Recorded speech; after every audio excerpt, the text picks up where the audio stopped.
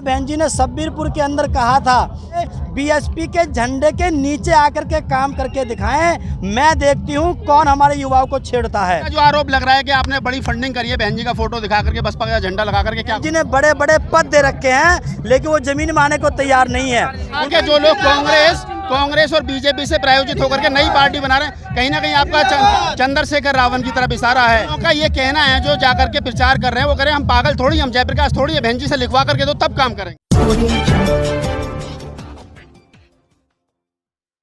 जय भीम, नमो बुद्धा। दोस्तों, मैं राहुल नागपाल और आप देख रहे हैं सोशल मीडिया। हम लोग पहुंचे हैं आज गाजियाबाद, उत्तर प्रदेश के गाजियाबाद डिस्ट्रिक्ट के लोनी विधानसभा में। लोनी आपको विदित है कि जयप्रकाश सिंह बहुजन समाज पार्टी के पूर्व राष्ट्रीय उपाध्यक्ष हैं। वो मान्यवर काशीराम विचार यात्रा जो पूरे उत्तर प्रदेश की तमाम विधानसभाओं में निकाल रहे हैं। आज वो अपने दलबल के साथ में, अपने अनुयायियों के साथ में, अपने जो उनके चाहने वाले उनके साथ में लोनी विधानसभा में पहुंचे, उनसे बातचीत करते हैं। जयप्रकाश जी, स्वागत है आपका। कैसा लग रहा है? ऐसा लग रहा है जैसे जिस प्रकार से मान्यवर साहब कांशीराम जी जब आया करते थे तो लोग उनके लिए स्वागत करते थे। आज मान्यवर साहब कांशीराम जी के नाम पर कांशीराम विचार यात्रा जो आ रही है, जो पूरी टीम आ रही है, उसका उसी प्रकार से लोग पलक बिछा करके उनका स्वागत कर रहे हैं जैसे साहब का क्या करते हैं। आज उसी की देन है कि इस यात्रा के निकलने से पहले इस देश में, उत्तर प्रदेश में लोग ये मानते थे कि भाजपा को हराने वाली पार्टी समाजवादी पार्टी है। लेकिन जब से ये यात्रा फील्ड में आई है, लगभग इसको 15 दिन हुए हैं, 15 दिन के अंदर अंदर सभी समाज के लोग ये कहने लगे हैं कि भाजपा को हराने वाला सबसे बड़ा जो विकल्प है वो बहुजन समाज पार्टी है। आपने कहा कि बहुजन समाज पार्टी विकल्प है, जो 15 दिन पहले फाइट में नहीं थी, अब वो फाइट में, मेन स्ट्रीम मीडिया हो, चाहे इलेक्ट्रॉनिक मीडिया हो, चाहे प्रिंट मीडिया, वो भी इसको कवर कर रही है। लेकिन आपने कहा कि एक तरफ तो आप जो है वो ये मान्यवर काशीराम विचार यात्रा निकालो, दूसरी तरफ जो बसपा के राष्ट्रीय महासचिव हैं वो ब्राह्मण सम्मेलन कर रहे हैं। जब से ये दो काम शुरू हुए हैं, आपको नहीं लगता कि जितने विरोधी हैं उनमें कहीं ना कहीं उनके खेमे में थोड़ी सी सुगबुगाहट है? जी, मैं यही बात बताने वाला था। आप लोग, आपके माइक हटाने से पहले मैं बताने वाला था कि पूरब की तरफ से माननीय सतीचंद मिश्रा जी आ रहे हैं और बीच में से भीम राजभर जी आ रहे हैं, और एक तरफ से इधर से पश्चिम की तरफ से कांशीराम विचार यात्रा आ रही है। और अभी तो हम ये बताना चाहते हैं कि माननीय बहन जी का जो हमको जानकारी मिली है, लगभग 10 समाज के और 10-15 समाज के और बड़े बड़े नेता सब समाज में से निकाल करके वो भाईचारा सम्मेलन करने वाले हैं। और जैसे ये लहर बनती हुई जाएगी और जैसे ये लहर उत्तर प्रदेश की मुख्य राजधानी लखनऊ में जाके जैसे चारों तरफ से जाके ये लहर टकराएगी, उसके बाद योगी जी की कुर्सी उस लहर में, सुनामी में बह जाएगी और माननीय बहन जी की कुर्सी स्थापित हो जाएगी। आपने कहा कि माननीय बहन जी की कुर्सी स्थापित हो जाएगी, लेकिन आज गाजियाबाद में बसपा के ही लोगों ने आपकी शिकायत की और आपका जो कार वहाँ है वो रोकने की कोशिश की। नहीं, शिकायत नहीं, हमको ऐसा लगता है कि जैसे 15 दिन के अंदर भाजपा के लोगों को ये आभास हो गया है कि बीएसपी जो है नंबर 1 बनती जा रही है। तो ऐसे लगता है जैसे, क्योंकि सीओ आए थे वहाँ पर और सारी जिले की फोर्स थी, तो लेकिन उसके बावजूद भी उन्होंने ये कहा था कि हालांकि हम उनका धन्यवाद करते हैं, उन्होंने कहा कि हमारे ऊपर दबाव है, आप थोड़ा बीच का रास्ता निकालिए और आप थोड़ा आराम से निकल जाइए। किन लोगों का दबाव है? सरकार का दबाव है, शासन प्रशासन का दबाव है, या बसपा के नेताओं का दबाव है? जैसा कि आपके ऊपर FIR भी हुई है, बसपा के जिलाध्यक्ष ने FIR कराई है, गौतम बुद्ध नगर के जिलाध्यक्ष ने, उनका दबाव है। देखिए, लोगों का पर्सनली प्रॉब्लम हो सकती है, लेकिन माननीय बहन जी का अब तक कोई निर्देश नहीं है। क्यों नहीं है? क्योंकि किसी भी जिले में अभी तक FIR दर्ज नहीं हुई है गौतम बुद्ध नगर को छोड़ करके।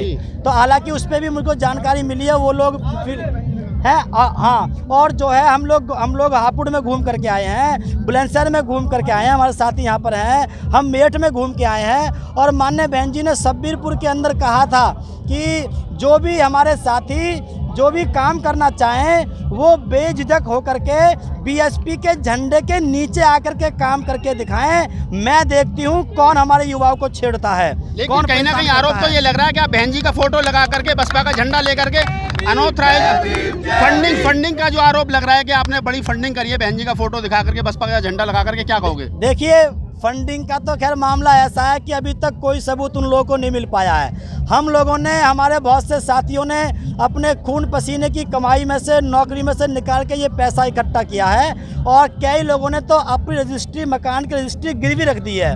तो ये बड़ी मुश्किल से ये निकल पाया है, ये हमारा रथ यात्रा निकल रही है। ये तो हमारा जी जानता है, कहीं से हमें कोई फंडिंग नहीं हो रही है। और दूसरी बात, अगर कोई ये भी कहता है कि फंडिंग हो रही है तो वो कांग्रेस भाजपा से नहीं हो रही है, वो समाज के 10-10, 20-20 रुपए से हो रही है हमारे। उसके लिए हम तैयार हैं।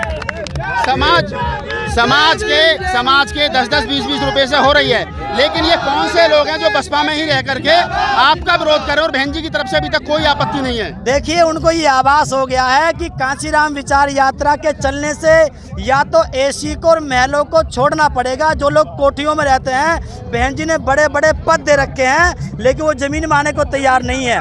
उनको जमीन पे आने के लिए ये युवा मजबूर कर रहे हैं। आज की डेट में वो आभास करा रहे हैं कि हमको जमीन का आदमी चाहिए।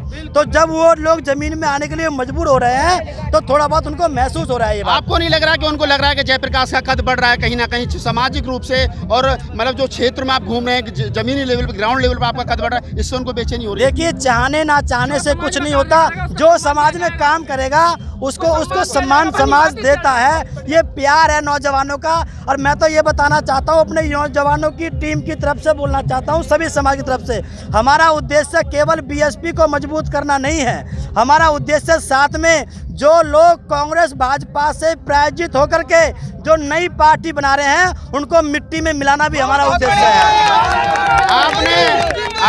आपने कहा कि जो लोग कांग्रेस और बीजेपी से प्रायोजित होकर के नई पार्टी बना रहे हैं, कहीं ना कहीं आपका चंद्रशेखर रावण की तरफ इशारा है।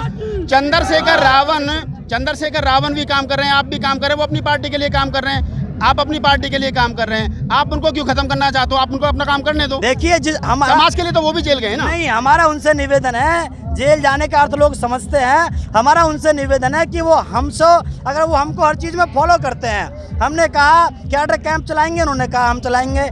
हमने कहा यात्रा चलाएंगे, उन्होंने कहा हम चलाएंगे।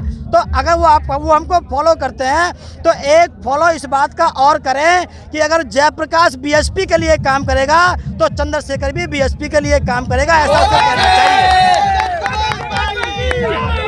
कई लोगों का ये कहना है जो जाकर के प्रचार कर रहे हैं, वो कह रहे हैं हम पागल थोड़ी, हम जयप्रकाश थोड़ी है, बहन जी से लिखवा करके तो तब काम करेंगे। उनका हश्र उनको मिल गया है। जो लोग बीएसपी को मूवमेंट मानते हैं, क्योंकि मैंने आपकी वो वहाँ पे देखी थी, जो वो बनते जी जो थे, क्या नाम है उनका हश्र उनको मिल चुका है कि वो अब उत्तर प्रदेश में प्रवेश करने की स्थिति में नहीं है। और मैं उनसे मेरा निवेदन है, आप बनते हैं कि मेरा उनसे निवेदन है, जो लोग बीएसपी को मूवमेंट मानते हैं, उसके लिए ज़रूरी नहीं है कि बहन जी आपको सर्टिफिकेट लिख करके देगी, ऐसा कोई जरूरी नहीं है। ये मूवमेंट है, हम काम करेंगे बहन जी के लिए। चलिए, तो आप थे जयप्रकाश सिंह साहब, बहुजन समाज पार्टी के पूर्व राष्ट्रीय उपाध्यक्ष हैं और बहुजन कांशीराम विचार यात्रा जो है वो निकाल रहे हैं। हमने बहुत सारे सवाल उनसे किए और सारे सवालों का जवाब उन्होंने बड़े शांतिपूर्वक तरीके से और अच्छे तरीके से दिया।